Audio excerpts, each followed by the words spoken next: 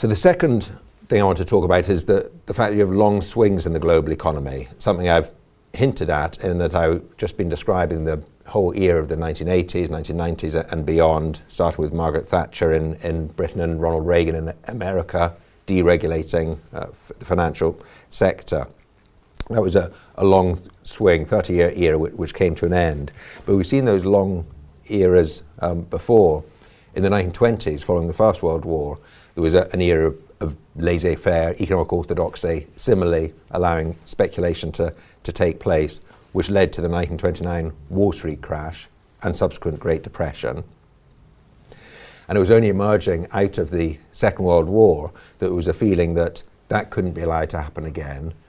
We had to have regulation on a global scale, but also nationally. And that's what was put in place in 1945, globally, with the World Bank, the International Monetary Fund, fixed exchange rates, but also domestically in most countries with public ownership, public regulation, and so forth. And that led to what has been described as the golden age of capitalism, 1945 to 1973, almost 30 years, which saw more sustained economic growth and development than had ever been seen before or has been seen since.